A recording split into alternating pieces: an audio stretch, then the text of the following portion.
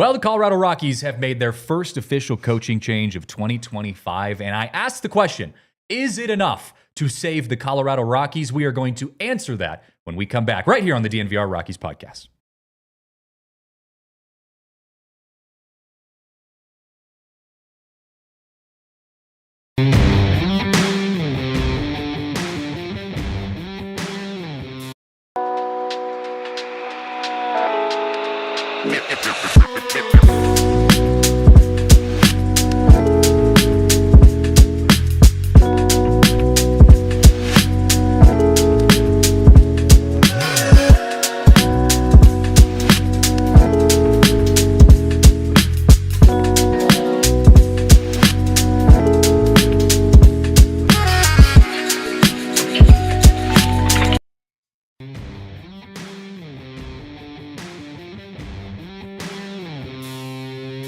It's a snow day here on this Friday afternoon, and we are live on the DNVR Rockies podcast, and we are live in the cave for the first time. DNVR Rockies podcast presented by Bet365. Download the Bet365 app. Use code DNVR365 when you deposit $10 and place a bet of $5 to get $150 back in bonus bets. Live from the cave. This is the first time we've been in the new studio, and it's pretty nice. Yeah, I like it. I like the acoustics. We look really clear. Yeah. I don't know if it's a new camera, probably is.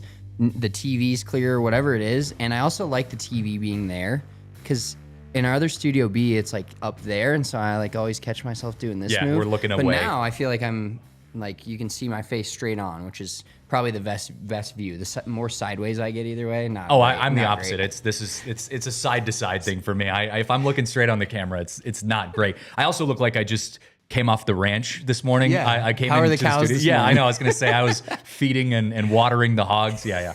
Is that what you do on a ranch? I don't know. I've never actually worked on a ranch. That was actually my first job ever. I ride my bike down with my brother, and we just clean shit all day. Yeah. That's literally what we do, and we get a check I left picked for up us in the barn. I picked up my dog's poop this morning.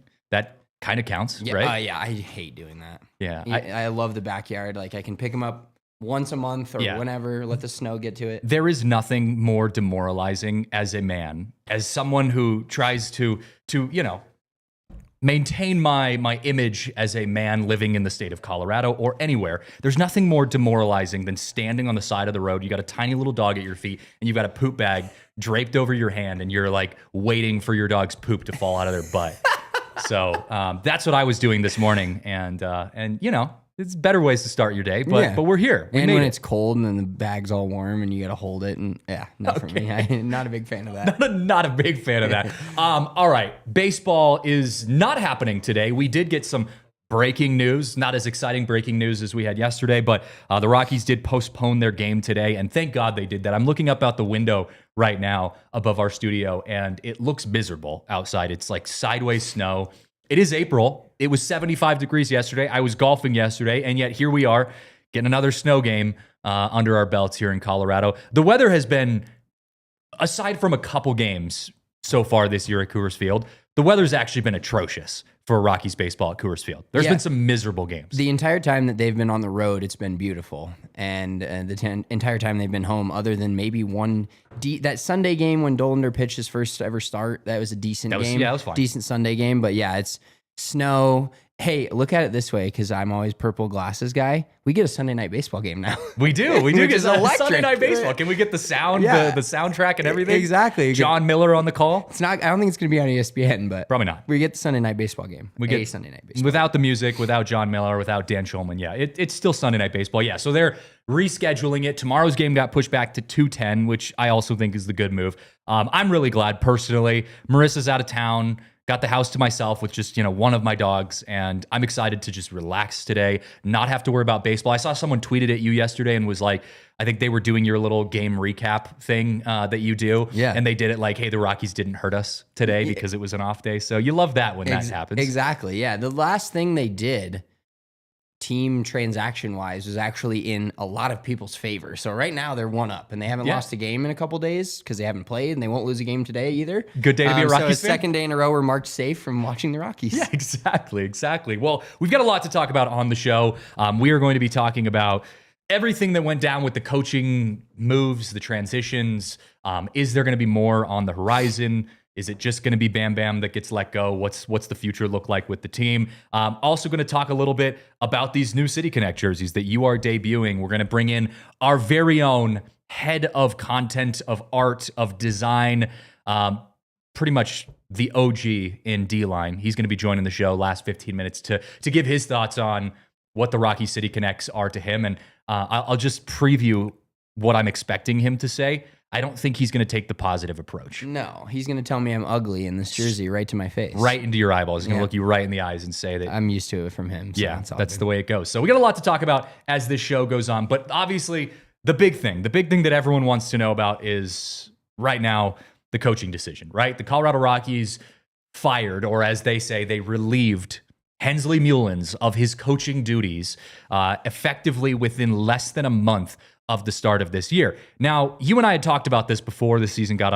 before this week got underway, I should say, saying that like the Rockies are probably going to make some changes at some point here soon, and most likely it's going to be something that, not to say that the fans weren't looking for, but it's not going to go all the way. And they did it. They showed exactly what we kind of expected. They fired the hitting coach. They did not fire Bud Black. Bill Schmidt obviously still has his job. I got to ask you before we kind of dive into the analysis on this, what was your reaction when you saw that? Were you surprised, or did this feel like it was par given what we've seen out of the Rockies so far? No, I actually felt like I was a little surprised that they actually did something because they're known to not make the trades, not fire the coaches. And not that it's always everybody who always wants to fire the coach and get rid of all the players and all that stuff. Like, I understand where everybody's coming from, but it was a little surprising that they did that. But I thought it was a move to at least show, like, hey, this isn't working, especially our hitting. I mean, we've talked about it all year. The pitching hasn't been great, but if the hitting was up to what they thought it should be, the Rockies would have started the season probably 5-2, something like that. Their pitching was so good that first week, and not that we don't want to be lulled into a false sense of confidence like we usually get in April and May. Like, the Rockies are good, and everybody's like, "Oh, is this the year?" And then they lose 12 straight games in June or July, and everybody's out. But the fact that they showed, like, hey, this isn't good enough. We still believe. We know some of these players are good. We believe the rest of them are at least passable. And what this offense is doing is, especially with games at Coors Field, other than literally 2 games, and one of them was just an 8th inning, it's not acceptable. And so they had to make a move, and they made the move there, and I'm good with it. I think it's the right first move. It needed to happen. I'm not going to sit here, and I had said this before, I'm not going to sit here and call for anyone's job. I understand if they were to let go Bud Black, just from an optics perspective, although I'm of the camp that I don't think he's the problem with the Rockies. He just kind of happens to be in the position where a lot of blame falls on, right? The general manager, or the head coach, I should say, gets a lot of that blame when things start going bad. I'm taking the fan approach on this because we asked the question, who's to blame? And is it enough if the Colorado Rockies, let go of Bam Bam? Is that enough to get them back into a winning position? I don't think it is. And I think there's the issues that the Colorado Rockies have go a lot deeper than just the coaching staff. Where I think the issue for the Rockies are, and where I think this hits deeper for everyone, is from an ownership perspective. And I know Dick Monfort isn't selling the team. He can't fire himself. So I'm kind of preaching into the wind here. But if I'm Dick Monfort and I'm looking at what's happening in the organization right now, you have fired your hitting coach less than a month into the season. You have the worst team in baseball by far, worst start in franchise history for the Colorado Rockies. If I'm the owner of the team, or the CEO per se, and I'm looking at my organization running like this, I can't imagine he's sitting there and thinking to himself, things don't have to change, right? So when I sit here and see changes really not being made, or being made at a very surface level, I tend to have an issue with the top, from the top down. I don't put the blame on Bud Black as much. I don't even really put the blame on, some of the other coaches. I've got to look top down. And I think it starts with the owner. And that's not a surprise to any of the fans that I'm saying that. So to me, it's just hard to see a business manager, a businessman in Dick Monfort, see what's happening in this Colorado Rockies organization. They're the laughingstock of Major League Baseball, and to not make any changes, right? Like, I don't know, man. I'm kind of at a loss for words for this situation, just because there's so many things that we've seen over the years, over decades of Rockies baseball, where I sit here and I'm like, it's the same stuff every single year. And now it's just getting worse. Like, when is something going to change? When are we going to flip the table and start doing things differently? Yeah, I think the unbelievable part about it is the fact that it's getting worse. I think we thought we were hitting rock bottom 2 years ago. We thought it was happening last year, and now it feels like it's happening even worse. Like, I don't know winning basically winning 1 out of every 6 games at this point in the season it's unacceptable from even the worst of the worst franchises. And I think, you can't change the owner. I mean, you can, and it hopefully will happen at some point soon. You can just look in town here, and the Broncos were kind of a mess after being this historical franchise, and they changed ownership, and now everything seems to be turning around. You have to get a lot of things right, but having an owner that really commits to winning is the first thing you have to get right, because then they spend more money, they find the right coaches. And, diving into this, like I tweeted this yesterday, and I really felt bad saying it. I love Clint Hurdle. Yeah. Like, Clint Hurdle, growing up a Rockies fan, him being back in the organization was a cool story. He's been on the pod. Like, he's Clint Hurdle's a cool guy, just a really nice guy, a good baseball coach. He took a team to the World Series, and but I am struggling with the fact that they're basically, it's not nepotism. I don't know if there's another word for it because they're not family, but the Rockies have always done this. Oh, we're going to promote within. I can't remember the exact guy that got hired and or fired. It may have been Jeff Bridich that got fired, and then they promoted Bill Schmidt from within, or whatever, however that happened. But it's like, no. Let's get somebody from outside of the organization, a different viewpoint, somebody that understands maybe the analytics a little bit more. Whatever it needs to be a fresh voice and a different voice. Like, if you grow up in a family, you're going to have generally the same views as your mom and dad, or you're going to take one of their sides or whatever, but that's where you get your views from. And the more they just continue to hire within and keep the same guys in the organization, when it's really been not good for 7 or 8 years minimum, until they started losing all the really good players they had, the LeMahieus, the Storys, the John Grays, the Nolan Arenados, and then they supposedly rebuilt with younger, new, good players. They made some trades. They got the Brenton Doyles. They have the Ezekiel Tovars, and there's still good pieces there, but the organization needs to make a change. I think they're starting to realize, like, they're trying to figure out if the players are good, but they can't even figure that out this year. And I'm not ready to say that most of these guys are as bad as they've been, but I think one step, which they did, firing the hitting coach, we'll see if that changes anything. And not necessarily from a standpoint of these are MLB players. They've had 20 hitting coaches in their lives. They've been playing baseball since they were little kids. They know how to hit the baseball, but maybe a change in viewpoint from Clint Hurdle, and maybe just it's a little bit of, if they haven't had one yet, which would be shocking, a fire lit under their ass on the offensive side of the baseball of like, wow, we just got, if they liked Bam Bam, which is a super ironic name for him, if they liked him, that lights a fire under your ass. Like, wow, we just got our coach fucking fired. Yeah. And it's the same as the Nuggets. Like, who seemingly is a good guy. I mean, again, Right. there's nothing against Bam Bam personally. Everyone says good things about him as a person, but this is a business of results. Right? Exactly. And we've been dealing with the great person, no results, in Chris Bryant all year, who's now on the IL. So let's I know we haven't even reacted to that yet. Let's deal with a coach. You're not getting the results, and this at least shows, it's not great, but it at least shows, hey, we understand that this is not up to whatever level we think we should be at, so we're going to make a change.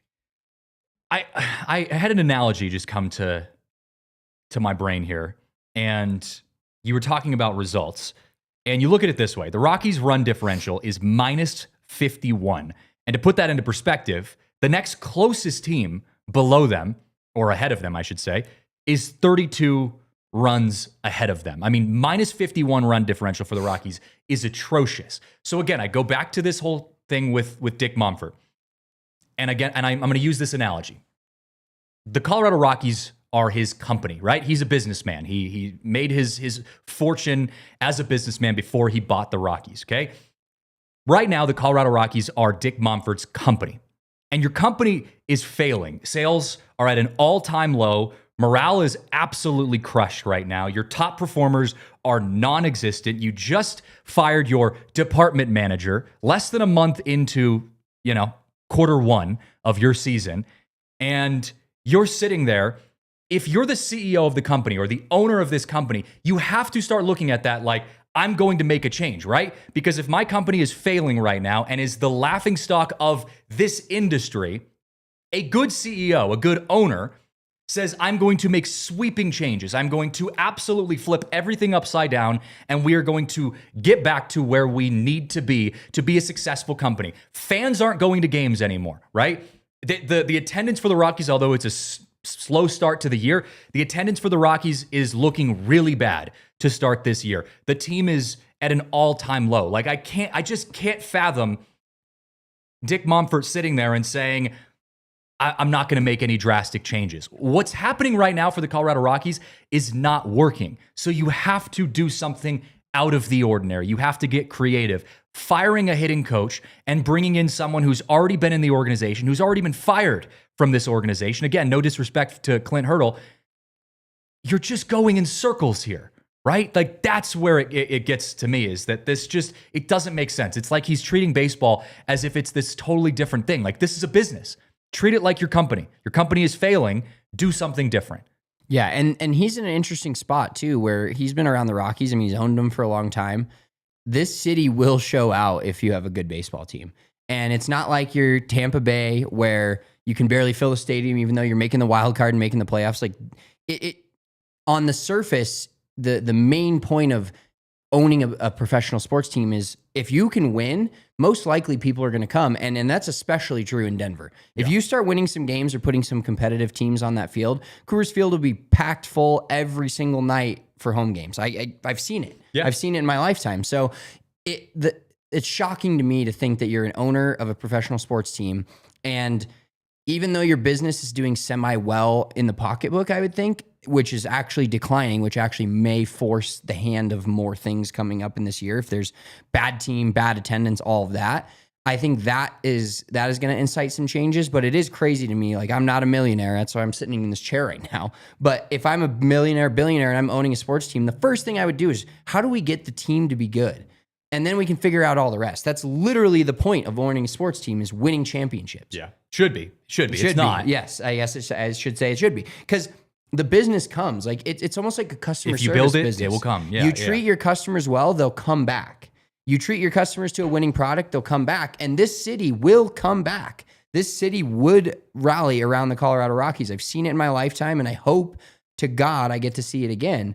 But it's not a Tampa Bay where it doesn't matter if they win 90 games, 100 games, they're not showing out. Like, you have a city that wants so badly for this team to be good, and I don't know what the next step is if you can't build a winning organization. Well, Clint Hurdle is the next step as of now for the coaching situation, at least on the hitting side. I do have some thoughts on the head coaching situation that I want to share when we come back, because I think the head coaching situation, although Bill Schmidt kind of threw Bam Bam out the window as kind of the sacrificial lamb, so to speak, I think the head coaching situation is going to get a little bit more interesting with Clint Hurdle in the room. So I want to break that down when we come back.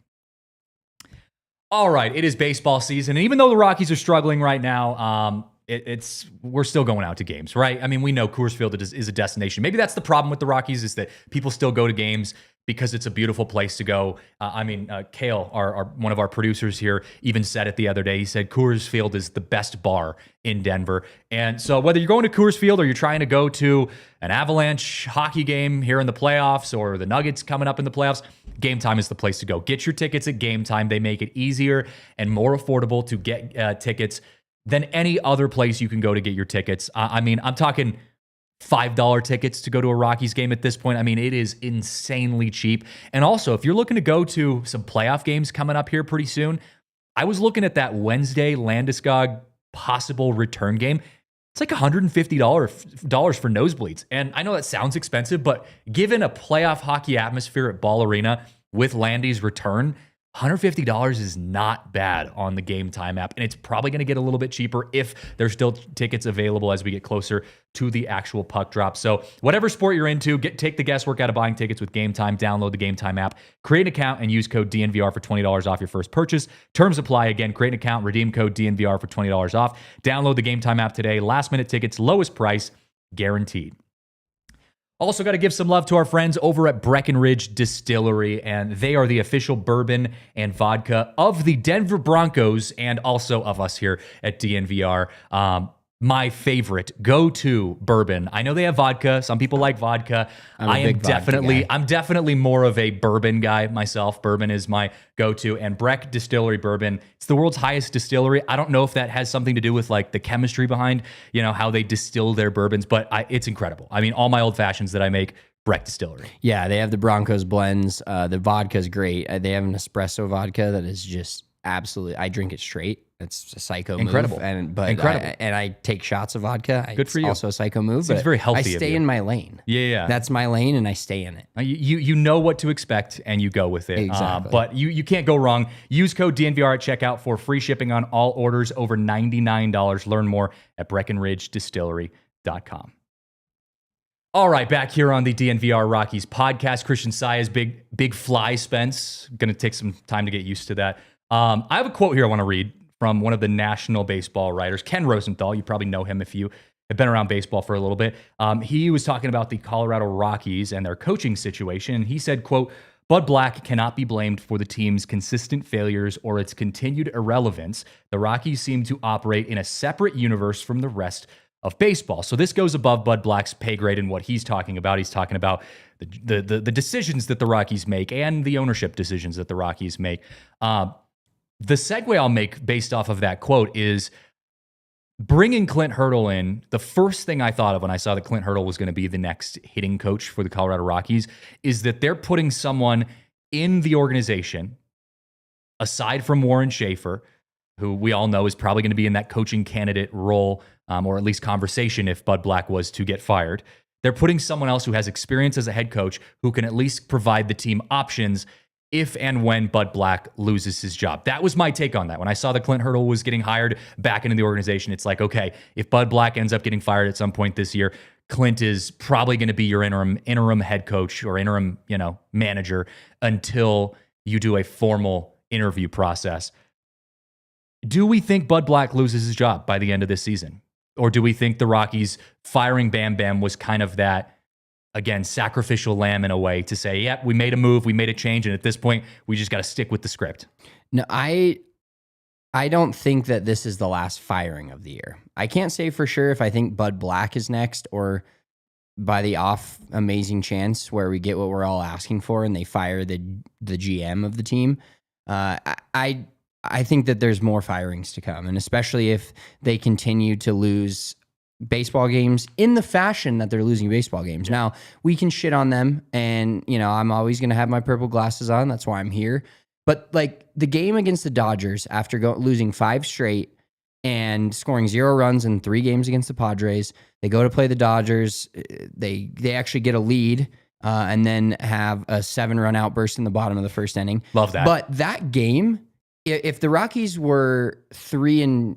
Mm-hmm. That sounds so bad to say. We did call it. We said we'd be doing this pod and they'd be 3-15. Yeah, right. The Rockies, if they were 3-15 but played more games like they played on Wednesday night, I wouldn't be feeling as awful as I do right now, because that game was fun. Like, is your starting pitcher giving up 7 runs in the first inning fun? No. Is your starting pitcher giving up there was a great Drew Goodman soundbite too, and he's talking about Marquez has been pitching well, and then dude, he jinxed it twice. Oh Lord, he jinxed it twice. Ohtani just blew that one up. Awful announcing was all over him because him and Corey Sullivan jinxed 2 of those home runs. But yeah, it's just the way that game was fun. Then you're like, oh my God, they're down 7-1, and ironically, I do my game tweets. I didn't stay up for any of the Dodger games, but I do my game tweets usually the next morning. I started drafting up my game tweet for when it was 7-1 in the 3rd inning.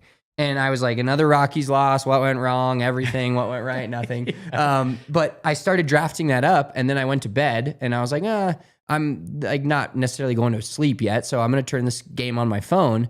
Totally a grand slam. Mickey Moniak goes back to back, and I'm like, holy shit! I have to, like the writers rewrite, like scrap it all. Yeah, man. I had to scrap Cancel the graphic, and I added even a fun losses counter, and that was one of them because they showed some fight. They got close. The Dodgers are fucking worlds above them. I mean, we don't have a wins counter at this point. I mean, we're 3-15. We don't have a wins counter. I think a fun losses counter is is as good as it's going to get from us. And that's what they showed, a little fight.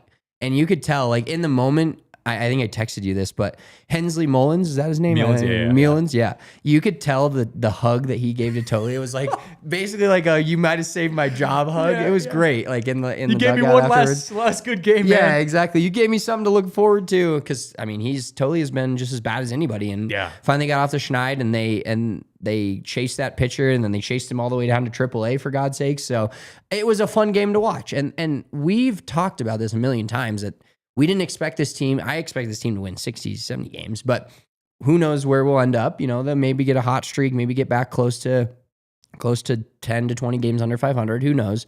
But the way they were losing games was so frustrating. And if they lose more games the way they lost on Wednesday, I'll take it. And that's where we're at. That's the reality of the situation. Like, we can talk about them trying to win more games, and it's just probably not realistic. So if we're going to be realistic about it, lose some games, score some runs, like it, and make the games fun to watch. Make me watch in the 7th and 8th inning. Don't be blown out where you haven't gotten a hit for 5, 6, 7 innings, and you have let a starting pitcher that's a mediocre starting pitcher in this league go 9 innings against you. Like, let's have some fun with it. I don't think I've asked you this yet.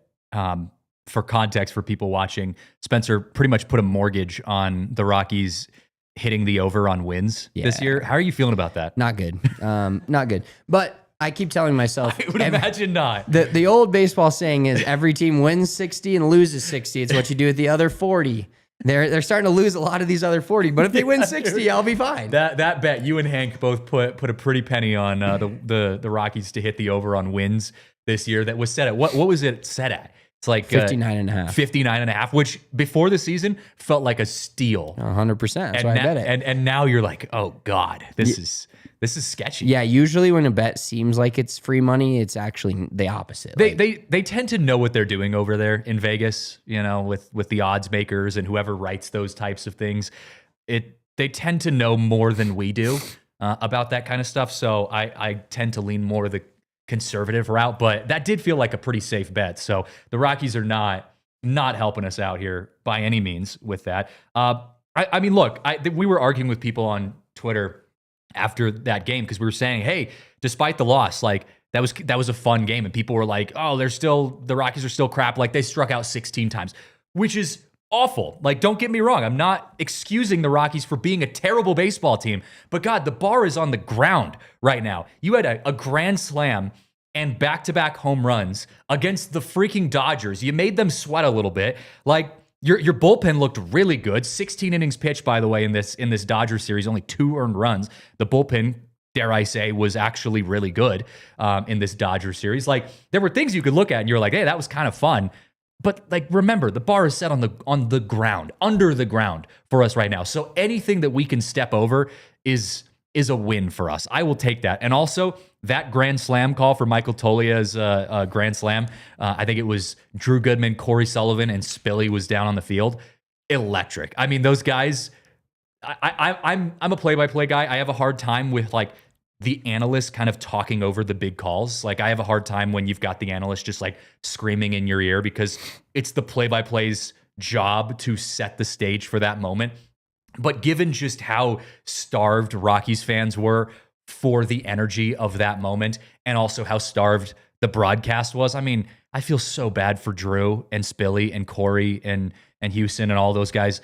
Like, they have to call loss after loss after loss, and you're not even getting like a home run or two to get you excited. To have that moment, I said on Twitter, I'm like, that hit harder than any drug ever could. I stood up off the couch, scared the shit out of my dogs, and I was just screaming. I'm like, let's go. We're back. Yeah, and those little moments, like you said, the bar is in the ground, and there's levels to this. At the beginning of the season, it was like, hey, maybe they win 70 games and they are in the wild card race. Then it's graduated to, hey, let's win a series, and that hasn't happened. So it's, hey, let's win a game, and that's rarely happening. So now it's like, every run they score is like, fucking, they just load them scored. up, baby. Like, Load them up. They got one run in the top of the first against the Dodgers and had a 1-0 lead. I'm like, oh my God, let's go. Yeah, it's the greatest. It was the greatest part of my week, man. Like, and we didn't even win the game. Nope.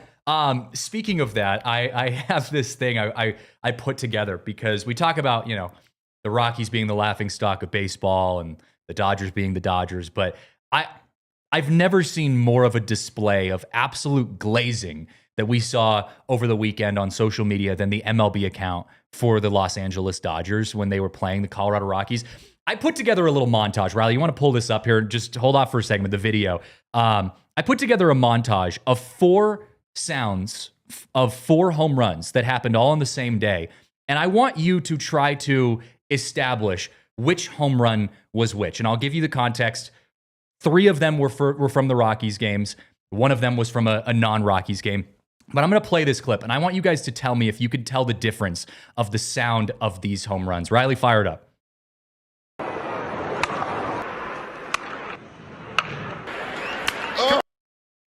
Play it one more time, Riley. That was the first listen. So again, 1, 2, 3, and 4. Play it one more time. Tell me if you can distinguish the difference in whose home runs were whose.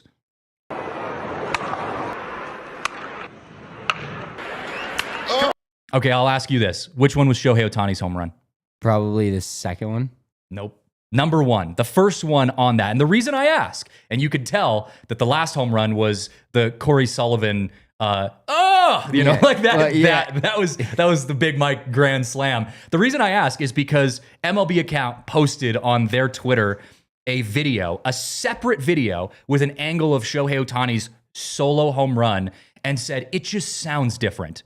Did that sound different to you, Riley? Can you play it one more time for us? It didn't sound different to me. It sounded pretty much the same. Let's go. To be honest, the second home run, the Mickey Moniak's second home run, and also we threw a Jackson Holiday home run in there too. Mickey Moniak's second home run sounded better than all 3 of them, at least, or all 4 of them, in my opinion. But that's just the level at which we saw MLB account. I mean, there's like 4 different angles of Shohei Ohtani's home run. They were. It's incredible the amount of love that the MLB account gives to Shohei. Oh yeah, and even the ESPN account. We discussed this earlier, but the Cubs beat the Dodgers 16-2, and the first highlight reel play on the ESPN app was Shohei Ohtani's leadoff single. You lost 16-2. And you're glazing a leadoff single? I love it. Where's the glaze for the leadoff single from Nick Martini that turned into a Kyle Farmer double, RBI double that gave the Rockies the lead in LA? Where's the glazing for that? Kyle Farmer's in like 356. Come on, man. I love All-star. I love it. Hey, we gotta hit a break here. Felix throws a great question into the chat, though. What if you drop Ohtani on the Rockies? How many more wins do we have? That is a great question. We will touch on that when we come back.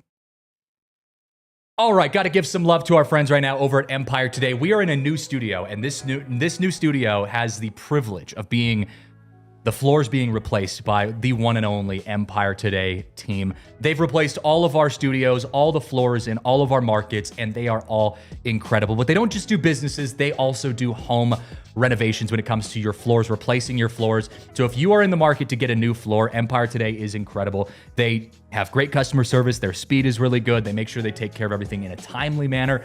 And they also make sure it is the exact look that you want in your home. And so if you look at it, I mean, I've got a couple dogs running around my house right now.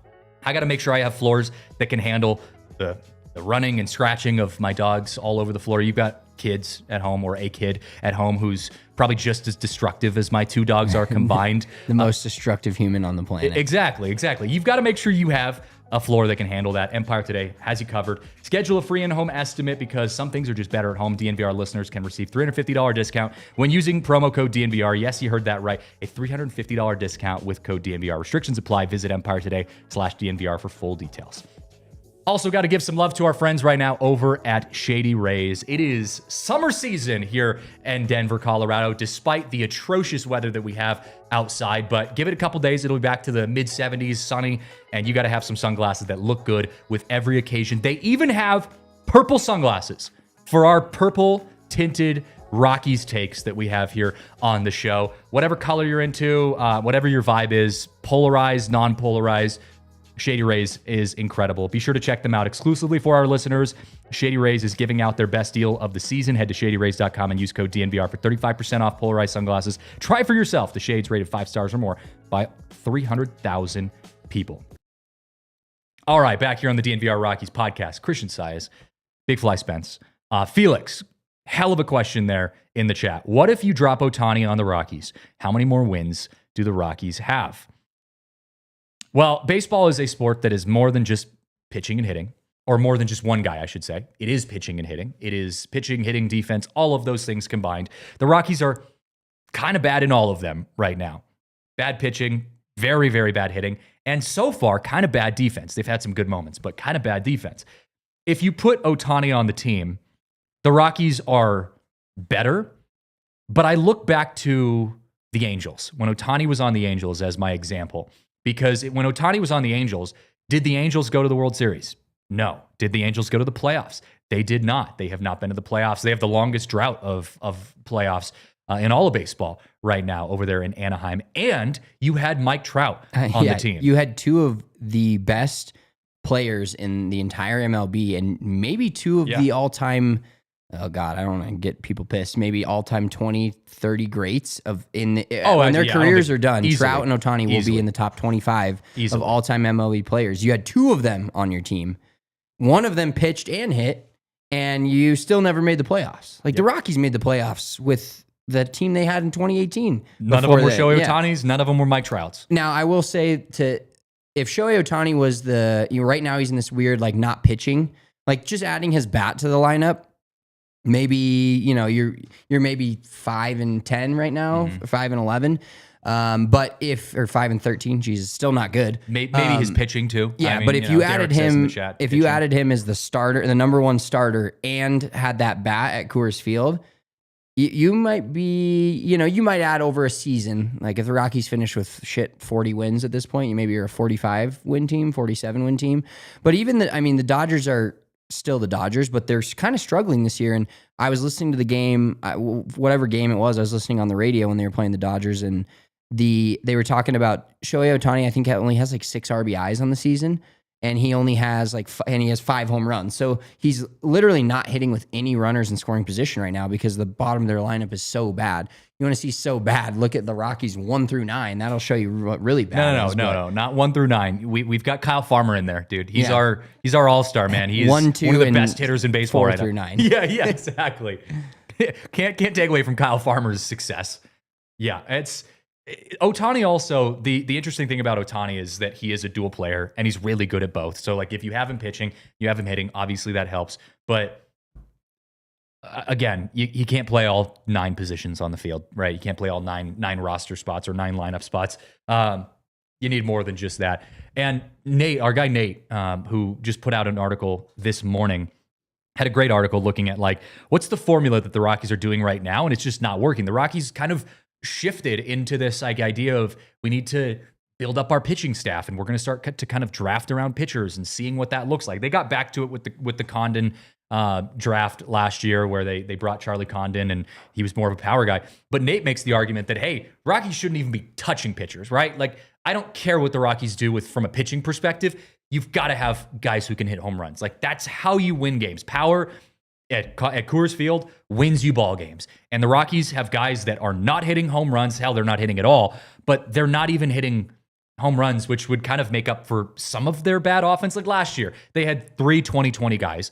And you thought to yourself, well, our offense still really sucked, but it won us a few games. You had that crazy, 20-run game against the Red Sox. You had that 7-run comeback against the, I believe, was it also the Red Sox? I can't remember which games were which, but like you had some weird, wacky, just huge offensive games at the end of the year because your team hit home runs. You had Slam Hilliard, you had Michael Toglia hitting balls 500 feet. Like Brenton Doyle was in the 20 home run club. Tovar was in the 20 home run club. Like you had guys that were hitting home runs. This year, it's like who's your guy? Who's hitting home runs? Hunter Goodman hit a couple. Michael Toglia has 1. He was supposed to be your guy. And then there's Brenton Doyle, So it's just hard to look at that and say, this formula that we have right now in the Colorado Rockies is working, because it's not. It's just not working at all. Yeah, it's not working. And the really unfortunate part about this season, too, take the wins and losses aside, because that's, if you're taking into account what the Rockies are, you're not looking at wins and losses. And we've tried to drill this into everybody's head over the offseason of looking at players getting better and players taking the next step. And you're arguably your best all-around player, Brenton Doyle, has been on the shelf already. your newly signed second baseman who was supposed to be a real help in the field and his bat was cooking in spring training has been on the shelf the entire season. Tovar's dealing with issues now. So like not only are those little bright spots that you may or may not have not in the lineup, but then the entire team is not producing and making the whole thing 10 times worse. Yeah, I love the comment there by Drew in the Toyota chat. The offense right now is Brenton Doyle and Kyle Farmer. You're not wrong, man. It's bleak. It's actually so bleak that I found my new favorite Twitter account. Again, reminder, this is, I've only been a Rockies fan since like 2016, 2017. So it's not like I grew up in Colorado. I just recently stumbled across Woody Page on Twitter. And absolute electric. I got to say, man, I am so entertained. I was scrolling through his tweets just even before the show, 22 tweets about the Colorado Rockies in the last 24 hours, and he's got some bangers mixed into there. And I know he can do that because he's a talk show host, and that's kind of his vibe. But like this one I read, Dick Monfort and I sat back to back in economy on a flight, and a dozen people came up to say hello to me. Nobody knew him. He asked me why they were talking to a sports writer.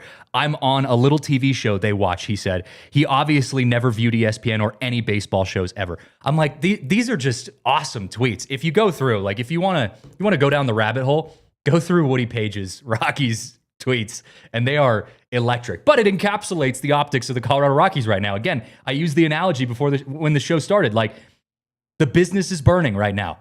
Dick Monfort's company is failing. And how are you sitting back and watching this and not throwing the table upside down and saying, we got to change everything, clear house and change everything? Yeah, it's bad. It's bad. It's not good. It's not fun. It's not good. And watching the team just flounder when I will watch every game and I will continue to do it because that's who I am. And I will continue to tweet about them after the game and after I'm pissed off. And then I'll wake up the next morning, 24 hours goes by, and I'll watch it again because I still enjoy baseball. And baseball in the city could be so much more. And I've seen it be so much more. It's I've been an a part abusive of relationship it. that we're in. It's an absolutely abusive relationship, but we keep going back to it. Well, we have some stuff we want to talk about here in this final segment of the show. We're going to be joined by none other than D-Line himself to talk about how much he loves these new City Connect uniforms. So we're going to take a break, pause on the show. D-Line's going to jump on after this next timeout, and then we will keep it rolling here on the DNVR Rockies pod. All right, I want to give some love to our friends right now over at Toyota. Toyota is the official vehicle of DNVR and the official vehicle of Colorado sports. I mean, I don't think there's any sports out there, any sports team out there that's not officially sponsored by Toyota because they are the best. And I know I've said this on the show. I have been newly exposed to the new Land Cruiser because I have seen it at Coors Field out there in the concourse. It's going up higher on my power rankings list of Toyotas that I might end up getting as my next car. Right now, the RAV4 and 4Runner are kind of at the top. I know you have the Tundra, but the Land Cruiser looks pretty sweet. Yeah, they put together a nice collection of like SUV type cars. I love an SUV. Yeah, my brother has the 4Runner. No, he has the RAV4. And it's another good car, though. Nice looking car, forest green. And then the Tundra, the truck, like I'm a truck guy, and I went from the Tacoma to the Tundra. A little bigger, has room for my child in the back. So Toyotas will be the car that I drive forever. Yeah, I don't know if I could fully pull off driving an SUV, just given the fact that I look like I should be driving a truck right now through a cornfield. But, no matter which way you go, Toyota has you covered. Visit your Front Range Toyota stores at a location near you. AutoNation Toyota, Arapahoe and Centennial, Corwin Toyota in Boulder, Groove Toyota in Littleton, Mountain States Toyota in Denver, Stevenson's Toyota East in Aurora, and Stevenson's Toyota West in Lakewood. The official vehicle of DNVR is Toyota. Also got to give some love to our friends over at Volo Sports. Volo Sports, although, again, it looks a little dicey outside right now. I don't think we're doing a lot of games out in the parks yet. It is going to be nice weather here in the next few days. And with the nice weather comes Volo. I mean, that it goes synonymous with summer, right? You go out and you're going out driving by City Park and you see a bunch of people running around with, cups, solo cups in their hand, trying to kick a ball, looking like absolute fools and having the times of their lives. That's Volo. Like, having the time of your life in the summer is synonymous with Volo. They've got tons of great leagues: volleyball, pickleball, kickball, basketball, cornhole, tons more. I was in their cornhole league just a couple years ago.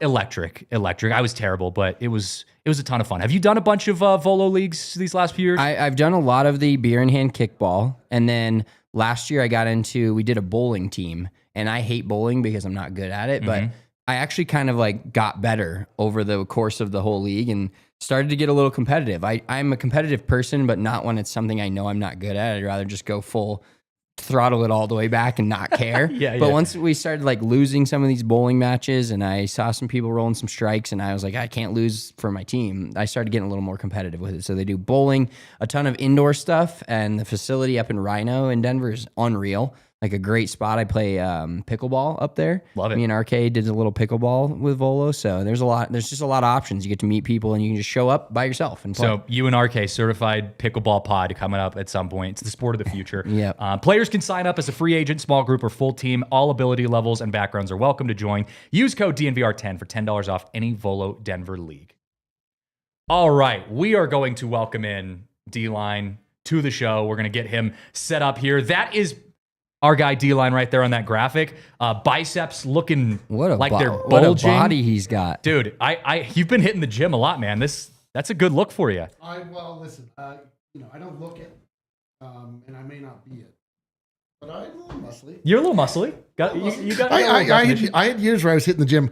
It's just now it's covered with a pretty thick layer of fat. But, as long as the biceps look good, that's really all that matters. Just feel it. Yeah. See? Oh, dude, I can't even put my arm around it. See? It's great. Fantastic. Bring the tape measure out here. Fantastic. D-Line hanging out with us here to break down our new City Connect jerseys. They were supposed to debut today, but the game got canceled because, Rockies.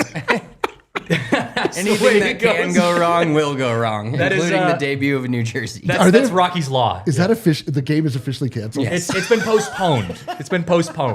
So it's been made up as a doubleheader on Sunday. We get a Sunday night baseball game. Not on ESPN, but we get a Sunday night baseball game in Colorado. Could be worse. Okay. Actually, could it be worse? Could it really be worse for the Rockies? I don't know if you have the sheer quantity of tweets that Woody Page is putting out there, but you have some pretty good Rockies tweets that you've been throwing out. Well, brother, there. listen, like the Rockies, I've moved past like where I just don't care, and now I'm back to angry. Yeah. Like I'm back to angry about the Rockies, which I think is good, right? Yeah. Like they say apathy is the word that's the lowest rung of when you just give up on the team, you don't care anymore. But it's around this time of year every year that I'm like, I wish I cared about baseball. Like I just don't care. It makes me crazy. Like I love baseball. Well, did these City Connect jerseys make you care? All right, well, let's talk about these City Connect jerseys. They've got a couple of things going on, which I just think, so overall, okay, I'm just going to give my overall opinion of this. Like seeing it here on Spencer, I mean, my overall feeling is that it's like kind of fun. They're kind of fun. It looks better in person. They're kind of fun, whatever. But they're just so wrong. They're just wrong. Like everything about them is just so wrong. But they are aesthetically not hard to look. I mean, it's like they're fun. Go ahead. So the question I was going to ask, like you think they're wrong is a fair take, but if you just had to answer the question, are they too much? Is that a yes or a no? That's what I'm curious. I don't think you can have too much in this kind of thing because it's supposed to be a flight of fancy. It's supposed to be fun. You're supposed to go out. But like, okay, there's a couple things that just I cannot stand that they did. I cannot believe that they did. And it tells me that the people that were in charge of this are not baseball people. They don't quite get what baseball is all about. And they don't really appreciate the history of baseball. And the number one issue that I have with this is they made a yellow baseball. A yellow baseball is a softball. I knew it. That's that is a softball. They made a softball. To be fair, it does look like a softball. It is a softball. There's no such thing as a yellow baseball. There's no buttons. I mean, I feel like I would wear that on like a men's beer league softball. Okay, so listen. And it would look good. In the age of the Savannah Bananas and like hilarious things they do in the minor leagues, it's like kind of, they've opened up the idea that you could do a lot of fun things with baseball jerseys. But like, I don't think that should be something that makes it to the majors. Like, I think once you're at the majors, you need to have like a uniform that embodies the history and the respect and all the things that the major leagues are. And then when you're in the minors, like they can dress you up like a hot dog or do whatever they want, like make you look like an idiot out there. These look very beachy to me, which is like not a thing that we have here in Colorado.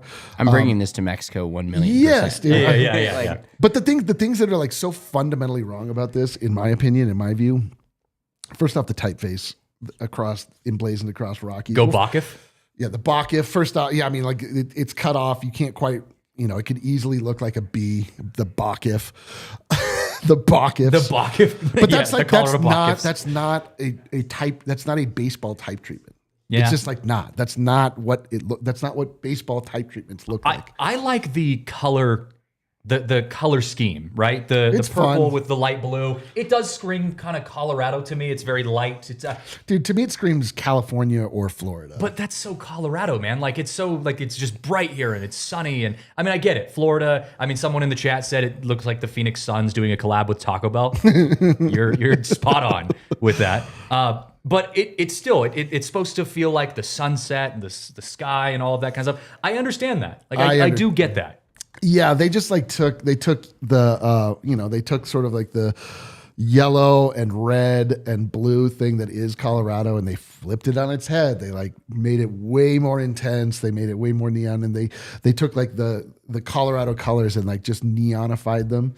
And then they obviously kept the purple for the Rockies, which again, this is another issue I have is that, and this is not the Rockies' fault, but have you ever looked at the mountains before? Sometimes. Yeah. They're blue. Yeah, they're blue or greenish. They're not purple. I don't know. Got a Coors book, yeah. But the purple mountain, there was like the original lie about the mountains. Mountains are not purple; they are blue. So I wish the Rockies had a blue color scheme. But just I don't know. Overall, it's like I always feel like such a hater when these things come out. But they're Nike's just on one. I don't know what they're doing. They're just throwing out all things that have been fundamental to the idea of sports and sports aesthetic. And you kind of can appreciate that because you don't want things to be stagnant and die and be dead. You want to bring in new ideas, new fun things that, that can bring excitement. I get the idea. I totally get the idea. These are the NBA Cup courts for baseball, yeah, but right? But those weird. Those also, just for the record, suck. Those are also terrible. They're absolutely terrible. These are fun right now. They're kind of cool or whatever. I mean, you look good at it. That's more probably to do with you. Damn. That has to do with you. He was preparing himself before. Yeah, he was preparing himself before the show. He's like, D-Line's going to come in. He's going to look me in the eyes and he's going to tell me how ugly I look. No. This is the same thing with the Broncos jerseys. It's not that there's anything aesthetically wrong with them. They're not objectively ugly, but they're wrong. There are rules and there are things in place that come, built off the shoulders of giants. They're just you just say that, especially when you're talking about baseball, you always look back, you're like, man, what are the best baseball jerseys? It's the Yankees, it's the Giants, it's the ones that never get messed with. I don't know, Riley, if you can pull this up at some point. The Red Sox leaked their new City Connects, and it's the green Fenway. Yeah, the green monster at Fenway. And it just has, what is it? I think it just says Red Sox across the front. Yeah.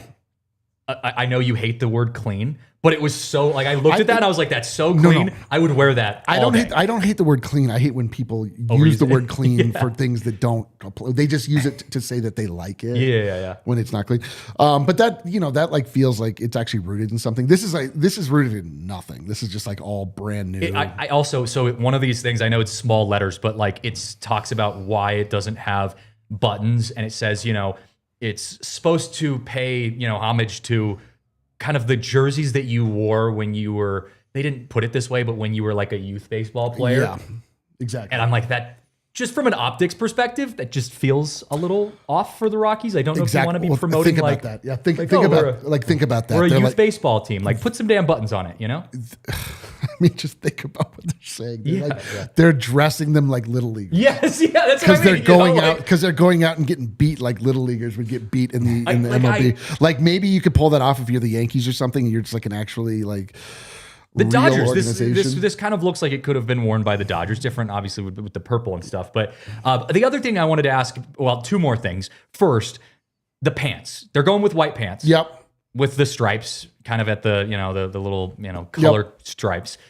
Do you like the white pants, or would you have wanted to see more of the powder blue or even powder purple that, whatever the color scheme is, would you have rather seen them go with the colored pants? White pants. You like white pants? That's baseball. I get it, but I mean, look at That's the Major League Orioles, Baseball. look at the Blue Jays. I mean, they're going, look at the Cubs. They're baby blue.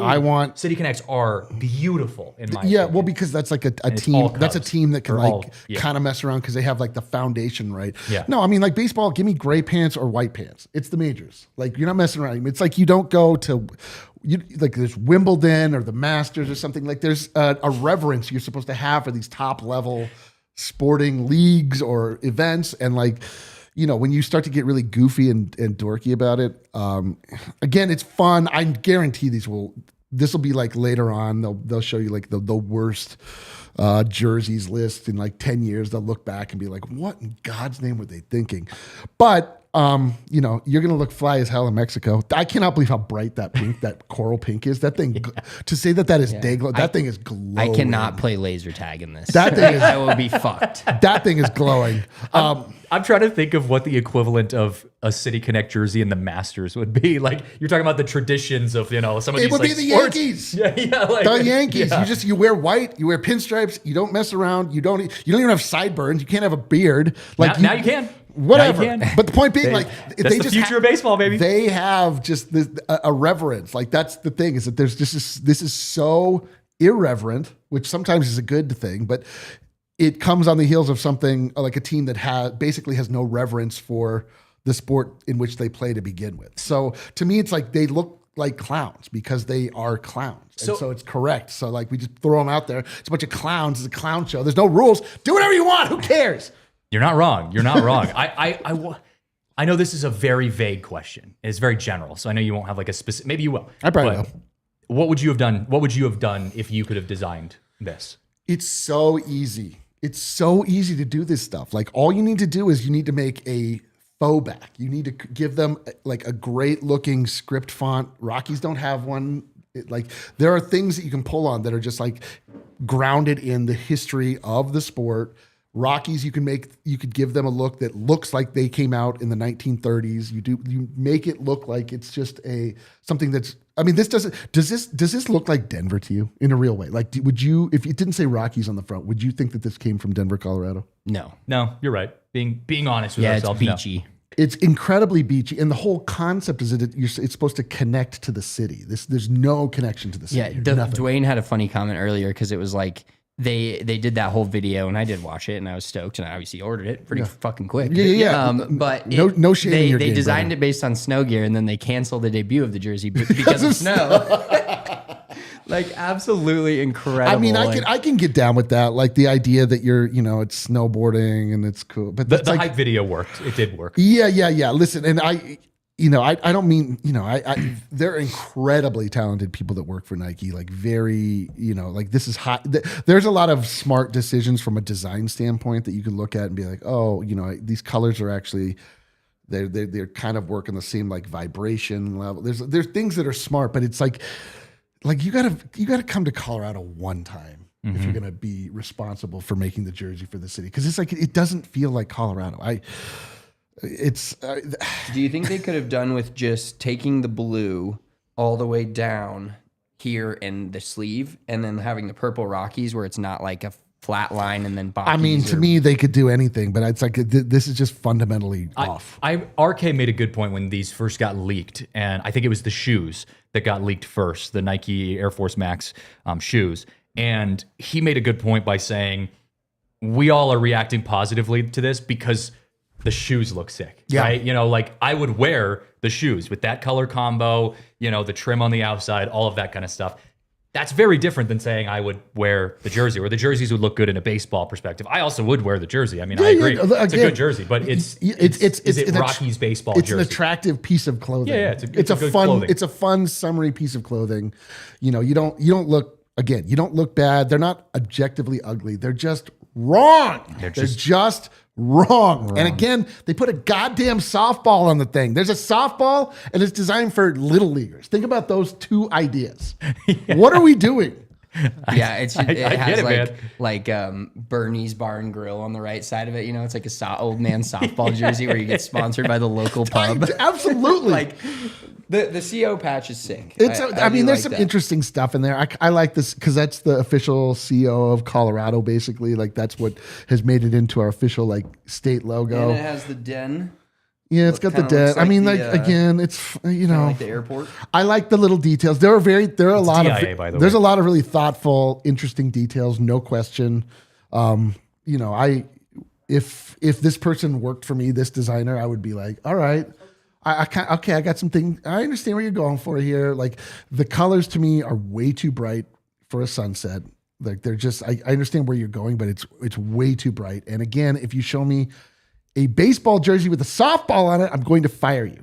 Well, just real quick for those watching on television at home, we're going to overtime real fast here. So head over to thednvr.com to continue the conversation. So overall take, not a fan for a baseball perspective. No. Fan perspective, you're fine.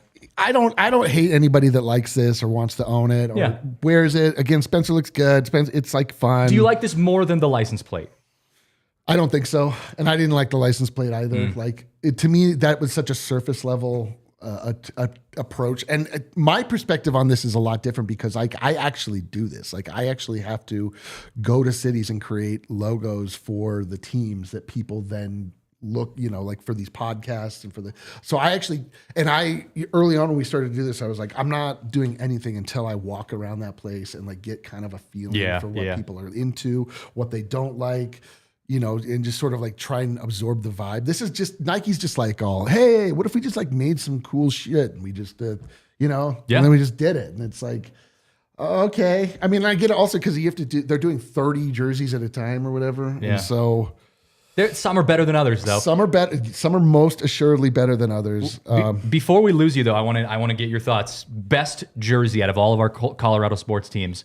Best jersey that you think And you have from to a be design specific perspective. too. Like if it's Broncos away whites. My favorite is the Broncos orange home throwbacks. Like just, I think that's a unanimous. It's just such a beautiful. It feels like a warm hug every time you see it. You're like, oh man. Beautiful. We could have been like the White Sox and designed our City Bulls. Connect off of the basketball team. We have the Nuggets City Connects for the Rockies. If they could connect to literally any of the other teams, it would bring them substantially up, or just make them blue and orange. I also really am a fan, and this is a little divisive. I'm a big fan of the third jersey for the Avalanche with the of the Illuminati pyramid. To me, those are clean. You know what's funny is because I'm a homer, like a lot of the jerseys, like I find things that I can like in them and see that you can't do that because of your design mind.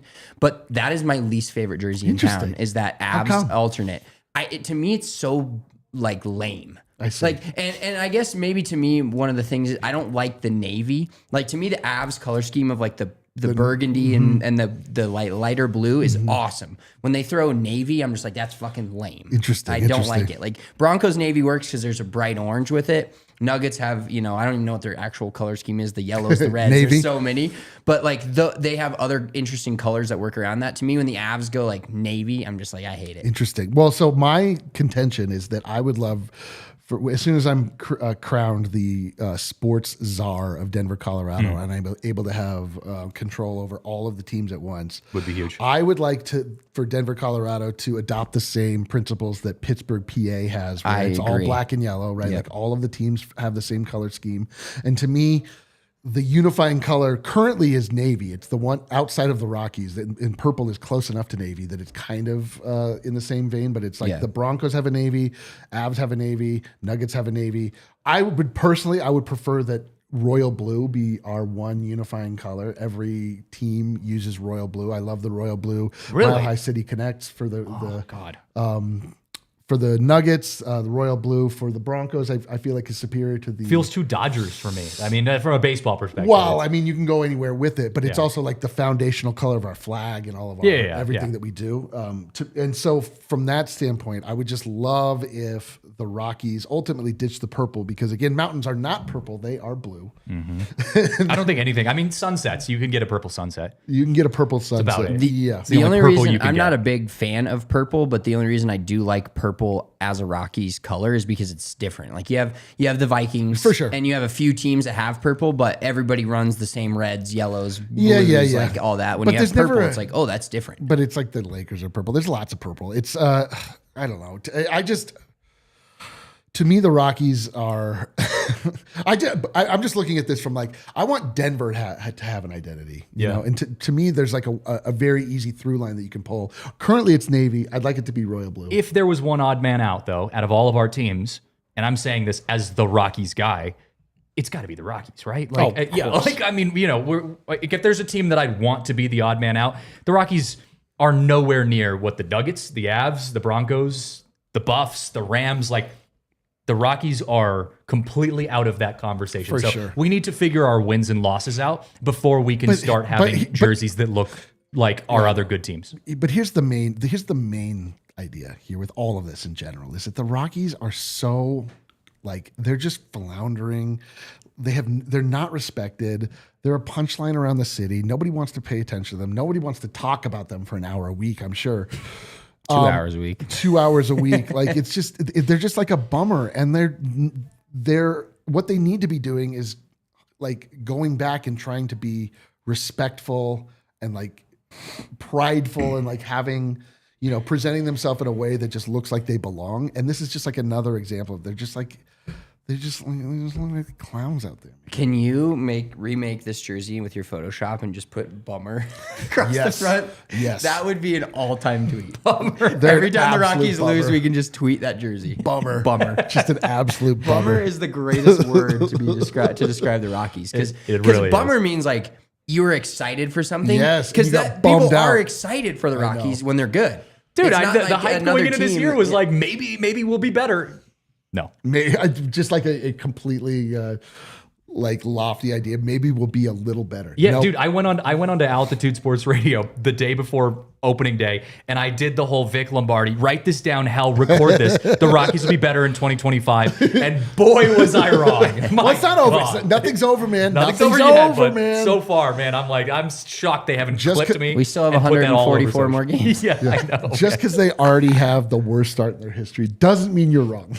Hey, Bam Bam's out. Clint Hurdle's back in. Maybe that means it's a new era for Colorado Rockies. Yeah. We got to get out of here. D-Line, thank you for the time, man. Of course. As Listen, always. I love this podcast now. I'm really a big fan of your guys. Thank you. You guys are put in a really terrible position to have to talk about the worst team in professional sports. But you guys are great. Thank you. I mean, Appreciate that. I'll never complain about getting to cover a professional team. I mean, it's a blessing of a job, but the Rockies are making it a little tough. Bro, you know, Dwayne would read as Rimmer, basically. Which is also hilarious. Yeah. All right, guys, we're wrapping everything up. Shout out to our producer, Riley, for making us look good. Spence, myself, Christian, D-Line. Thank you guys on the chat for watching. This has been the DNVR Rockies podcast presented by Bet365. So long. We all silly like the mayor.